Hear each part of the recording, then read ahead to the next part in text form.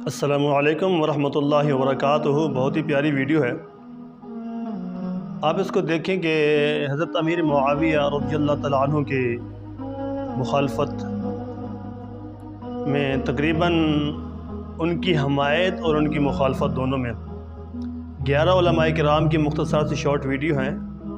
آپ ان کو دیکھیں اور خود فیصلہ کریں کیا ان کی شان میں ہمیں بولنا چاہیے یا نہیں بولنا چاہیے، یا اللہ تعالیٰ کی ذات پر ان کا فیصلہ چھوڑ دینا چاہیے۔ آپ کی کیا رائے ہے اس کے اندر؟ ویڈیو لازمی دیکھنا، اور ہو سکے تو چینل کو سبسکرائب لازمی کر لینا۔ اللہ پاک آپ کو دین کی محبت نصیب عطا فرمائے۔ بن مبارک سے کسی نے پوچھا کہ امیر معاویہ افضل ہے یا عمر بن عبدالعزیز افضل ہے، تو آپ نے فرمایا کیا بات کر دی تو نے؟ امیر معاویہ نے جو حضور کی حمایت میں گھوڑا دوڑایا نا، اس گھوڑے کے ناک میں جو مٹی داخل ہوئی نا، عمر بن عبدالعزیز تو اس کا مقابلہ بھی نہیں کر۔ میں معاویہ بن ابی سفیان، مغیرہ ابن شعبہ، عمر بن عاص، بسر بن ارطاح رضی اللہ عنہم اجمعین کو اس حوالے سے صرف عزت کرتا ہوں کہ وہ اصحاب ہیں، باقی جو ان کے اعمال ہیں وہ اللہ کو خود جواب دہ ہے۔ میں لعنت کا قائل نہیں ہوں، لیکن ڈنکے کی چوٹ پہ بخاری و مسلم کے حدیث کی روشنی میں ان کی غلطیاں بیان کرتا ہوں، جو غلطیاں الحمدللہ میں نے نہیں ہے، نبی صلی اللہ علیہ وسلم نے پہلی پریڈکشن کی تھی کہ انہوں نے امت کم پانا ہے، یہ میں نے نہیں بیان کی ہے، نبی صلی اللہ علیہ وسلم، اور میں عمار کو باغی جماعت قتل کرے گی، وہ اللہ کی طرف بلائے گا، وہ دوزخ کی طرف بلائے گی۔ صحیح بخاری 2812 یہ نبی صلی اللہ علیہ وسلم کو کوئی ٹیچ کرنا چاہتا ہے کہ تم نے کیوں یہ نعوذ باللہ من ذالک گستاخی کی ہے اصحاب کی؟ یہ بات کہہ کے کہ باغی جماعت دوزخ کی طرف بلانے والی۔ اپنے ایمان کی فکر کریں، اس پارٹی کو بچانے کی خاطر کہ اپنا ایمان ہی نہ گوا بیٹھنا۔ اور حضرت امیر معاویہ کون ہے؟ وہ خود ایک صحابی رسول ہے کہ حضرت معاویہ رضی اللہ تعالیٰ عنہ کی ایک ہمشیرہ ام حبیبہ رضی اللہ تعالیٰ عنہ حضور کے خادم الطاہرات میں سے، جو کاتبین وحی جو حضور نے مقرر کیے تھے ان میں سے ایک حضرت معاویہ بھی ہے۔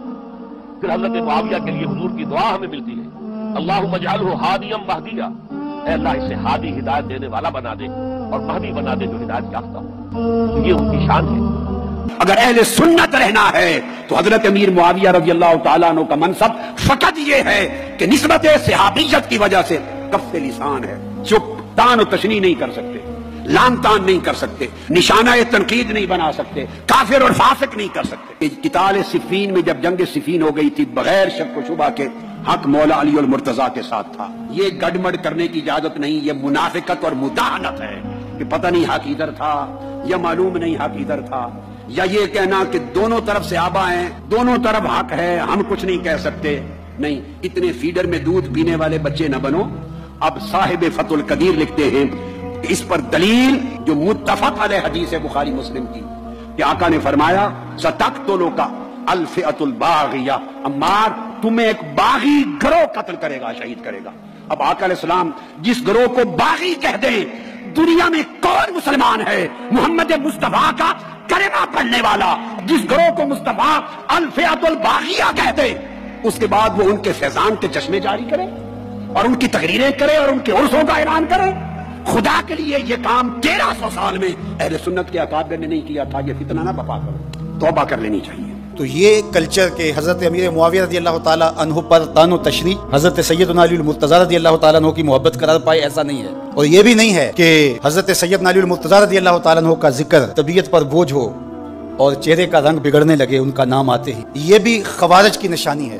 سیدنا علی المرتضیٰ رضی اللہ تعالیٰ عنہ تو وراء الورا، حضور کی صاحبزادی ان کے نکاح میں حضور نے انہیں اپنا اخی، اپنا بھائی کہا، لیکن حضرت امیر معاویہ رضی اللہ تعالیٰ عنہ بھی تو کاتب وحی رہے ہیں اور حضور نے ان کے لیے بھی علم اور حلم کی دعائیں کی ہیں۔ تو اس لیے ہمیں کوئی حق نہیں پہنچتا کہ ہم اپنی لڑائیاں ان مقدس ناموں سے لڑتے رہیں۔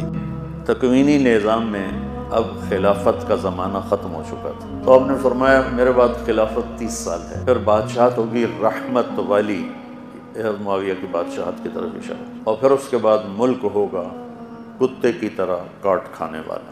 بادشاہت صحابہ میں کسی کا بادشاہ ہونا بھی ضروری تھا، کیوں کہ بعد میں آنے والی جو بادشاہ ہیں اگر وہ کسی کو نمونہ بنا کے چلنا چاہیں تو صحابی کا نجوم کے لحاظ سے وہ عمر عثمان کا اتباع تو نہیں کر سکتے تھے۔ فطور پاک اسلام سے حدیثاں کر لینا معاویہ کی کیا شان ہے، آشان اللہ گواہ ایک رائی بھی ہوتی شان، اللہ دے رسول نے زندگی باروں دی کوئی تعریف نہیں کی تھی، جھوٹ کر لے۔ اے فتح الباری امام ابن حجر رحمۃ اللہ علیہ خاتمۃ المحدثین 104 صفحہ، یہ تو اندازہ کرو حکومتاں جڑیاں گل کنیاں ہو کے نہیں بہ رہی، چپ کر کے کنا چیل پا کے اپنا ان کا کام جاری رہے، انہاں دی ایجنسیاں ہوندیاں، یہ عالم خریدتے ہیں، اخباراں والے خریدتے ہیں، اپنے پروپیگنڈا کرو تواڈے سامنے ہی۔ اے گر دی گل پلے کہ امام اسحاق میں رہا ہوا ہے جڑا بخاری اور مسلم راندے پائے لا بندہ وہ کہہ گیا کہ معاویہ دی شان ایک لفظ بھی صحیح نہیں ہے. اللہ دے رسول کو لفظ ہے کہ جی اللہ دے رسول ہے کیا ظالم بادشاہ کروں. امام نسائی کا قصہ بھی اس بارے مشہور 6ویں کتاب جڑی اسی پڑھتے ہیں درساں نے امام نسائی دی. پتہ نہیں سانوں کی ہوا تو شام گئے انہوں نے دیکھا اجے پروپیگنڈا انہاں دا باقی درس دینا شروع کیا علی نوں پہچانو تے تنگ آ کے ایک دن تینوں معاویہ دی کوئی شان نہیں آؤندی. حضرت امام نسائی نے جرت نہ کیا تے جان دیتی. انہیں آخیا وہ برابر چھٹ جائے تو بڑی گل ہے شانہ لبدے پھر دے بیچارے دے خوشیے پھین تے پیٹ دا پھاڑتا. امام نسائی شہید کر دے. انہاں شیخ الحدیث نے پوچھنا 6واں امام مریا کتنا. ابن جوزی آندے کہ امام محمد ابن حنبل دا بیٹا عبداللہ جڑا وہ روایت کردا کہ میں اپنے باپ امام محمد ابن حنبل جیسے بندے نے پوچھا کہ علی اور معاویہ دے بارے تسی کی آندے. امام محمد ابن حنبل نے دیر تک سر چکایا خاموش رہے کیونکہ سوکھا کام نہیں. سنی ٹولے دے دماغاں 'چ بار دیتا ہوا معاویہ بڑی شایا اس دے بعد نہیں آؤں. حالانکہ کھ نہیں اہل سنت نال دا تعلق. انہیں دین دی بربادی کی. رسول اللہ نے جو لیا سی وہ ستیہ ناس کر کے گیا تو امام نے فرمایا اس کے بیٹا گل چنگی طرح سمجھ لا علی دی دشمن ہو گئی بہت دنیا. ٹولے وہ خلاف جنگے جمل جنگے سفین جنگے انہوں جینا جڑا نہیں دتا انہوں نے. دشمنوں نے بڑا زور لایا علی دا کوئی عیب لبی پتر علی دے دشمنوں نے دا کوئی عیب نہیں لبا. انہاں پھر جنگ دا نقشہ بدل کے علی دا عیب نہیں لبا. ہن او بندہ جڑا او دے نال لڑدا رہیا نا اینوں اینا اچھاڑو تے دی شان تے اینا مبالغہ کرو تے گل اینی بداؤ کہ لوگ سمجھن بھی علی تے معاویہ دے پاسنگی ہے ایک ہی گل ہے یار او ہویا کیوں ہویا. ایسے فضائل معاویہ دے کرے ایسیاں شاناں کریاں لا اصل دا جنہاں دی بالکل دین کوئی اصلیت نہیں جڑی سند دے لحاظ نہ صحیح نہ او دے راوی ٹھیک نہیں بالکل جھوٹ. اے سمجھو ایک ایسی گر دی گل تانوں سمجھا رہا ہاں کہ جتھے سنو مولوی نہیں تو پکڑ کہ بندے دا پتر بن ممبروں اتر تے کٹ کتاب وکھا انہاں دے راوی کوئی نہ سچا آگا خدا دا نام منو.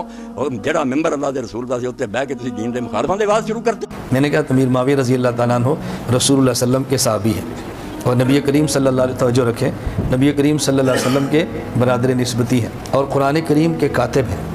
جب وہی اترتی جب کلمہ پڑھ لیا تو حضور ان سے فرماتے قرآن لکھا کرو. قرآن کریم کاتب وہی ہے امیر معاویہ رضی اللہ تعالیٰ عنہ. اور صحابہ کرام میں سے امیر معاویہ رضی اللہ تعالیٰ وہ خلیفہ ہیں. حضرت علی اور امیر معاویہ کے اختلاف رہا. حضرت علی شہید ہو گئے. حضرت حسن کا اختلاف رہا. حضرت حسن ان کے ہاتھ پر بیعت کر لی. اب امیر معاویہ وہ صحابی ہیں کہ جن کو تمام صحابہ کرام نے اپنا خلیفہ مان لیا. مجھے لگتا نہیں ہے کہ کسی پاکستانی شیعہ نے کم از کم معاویہ کی زندگی کا مطالعہ کیا ہو نفرت کی وجہ سے. وہ اس قابل ہی نہیں سمجھتے کہ چھوڑو اس کو ہم کیا پڑھیں. لیکن پڑھنا بہت ضروری ہے. عزیز من اگر المیہ سمجھنا ہے اگر آپ نے اس ٹریجڈی کو سمجھنا ہے کربلا کو سمجھنا ہے عاشورہ کو سمجھنا ہے اہل بیت کے ساتھ جو کچھ ہوا اس کو سمجھنا ہے ان کرداروں کو تاریخ کے آئینے میں جا کر پڑھو. ان سارے کرداروں کو پڑھو جتنے کردار اہل بیت کے مقابلے میں ہیں اور خصوصاً اس شخصیت کو جس نے رخ بدلا. اس شخصیت کو پڑھے بغیر ٹریجڈی کا اندازہ نہیں ہو سکتا. تجزیہ کریں تحلیل کریں کس قسم کے افراد تھے جنہوں نے ائمہ سے امت کو دور کر دیا. یہ معمولی لوگ نہیں تھے غیر معمولی لوگ تھے. امام سے امت دور کرنا والی سے رعیت دور کر دینا امام سے امت کو ہٹا دینا یہ غیر معمولی کام ہے. یہ ہر آدمی نہیں کر سکتا. آپ ان کی شخصیت کو پڑھیں کس صلاحیت کے مالک تھے اور کیا کیا انہوں نے. کس مکر سے کام لیا کس فریب سے کام لیا کس جھوٹ سے کام لیا کس دغابازی سے کام لیا. کیا کچھ تاریخ کو مسخ کیا. اس مقام تک پہنچنے کے لیے اہتمام کیا کیے انہوں نے. کتنے علماء خریدے کتنے قاضی خریدے کتنے اہل منبر خریدے کتنے قلم خریدے کتنا اس پہ خرچ کیا. پھر جا کر کہیں علی کو جا کے گھر بٹھا دیا. اولاد علی کو گھر بٹھا دیا زندانوں میں پہنچا دیا. جن کو خدا نے امت کی نجات کے لیے امامت کا منصب عطا کیا تھا انہیں اس حال میں پہنچا دیا اور لوگوں کو ان سے دور کر دیا. یہ تو تاریخ کا بہت اہم باب ہے کہ ایک کتاب حضرت امام احمد ابن حنبل کے سامنے پیش کی گئی تو انہوں نے کہا کہ عبداللہ نے کہا کہ بابا یہ کتاب دیکھیں ان میں بڑی ان کی تعریف ہے بنو امیہ کی. تو انہوں نے کہا کہ یہ جاہز ایک بدصورت انسان جو مکے میں تھا جو بنو امیہ کا ہم اثر تھا جملہ بولتا تھا تو پتہ لگتا تھا کہ رسول اللہ کی حدیث کا ٹکڑا ہے. اس کو بنو امیہ نے پیسے دیے اور ان سے جعلی حدیثیں گھڑوائی. حضرت امام حنبل نے یہ جملہ فرمایا اور لکھا ہوا ہے میرے پاس ثبوت ہے. یہ ساری ان کی یہ گھڑوائی ہیں اور یہ حدیثیں جعلی گھڑوا کر اس کو بعد میں نقل کیا. ساری کتابوں نے نقل کیا. دیکھو حضرت معاویہ کے بارے میں آتا ہے نا کہ کھلے عام معاذ اللہ گالیاں دیا کرتے تھے. ہم تو کہتے نہیں دیا کرتے تھے گالیاں. سب و شتم کا معنی ہمیشہ گالیاں کرنا ہے ہی نہیں. اس کو حدیث سے ثابت ہے یہ بات. یہی بات اہل بیت کے بارے میں بھی ہے. یا تصاب پانی صحیح حدیث میں ایک دوسرے کو کیا کر رہے تھے سب. وہاں کوئی گالیوں کا ترجمہ نہیں کرتا کیونکہ وہ اہل بیت کا مسئلہ ہے, یہ حضرت معاویہ کا مسئلہ ہے. ایک صاحب حضرت معاویہ کے خلاف بہت بولتے تھے. میں نے کہا آپ جو حضرت معاویہ پہ اتنے سارے اعتراضات کر رہے ہیں تو اس سے تو معاذ اللہ یہ معلوم ہوتا ہے معاذ اللہ کہ وہ فاسق تھے کیونکہ اپنے ظالم بیٹے کو حاکم بنایا, معاذ اللہ شرابی کو خلیفہ بنایا, داماد رسول کے خلاف جنگ لڑی خواہشات کی بیس پہ. وہ عادل ہو سکتا ہے؟ وہ تو فاسق ہو گیا نا معاذ اللہ. لیکن میں نے کہا تمام محدثین حضرت معاویہ سے حدیثیں نقل کرتے ہیں جبکہ فاسق کی حدیث نقل کرنا جائز نہیں ہے. نقل کریں گے تو ضعیف ہونے کا حکم لگایا جائے گا جبکہ حضرت معاویہ سے منقول حدیثیں بخاری اور مسلم میں بھی ہیں. تو فوراً مان لینا چاہیے تھا کہ یار میرا علم امام بخاری سے زیادہ نہیں. امام بخاری حضرت معاویہ کو عادل قرار دے کے ہی تو حدیثیں لے کر رہے ہیں لیکن فوراً تعویلات شروع کر. وہاں عادل سے ایکچولی یہ مراد ہے کہ عادل کا مطلب پتہ نہیں کیا مطلب ہے جو یہ جانتے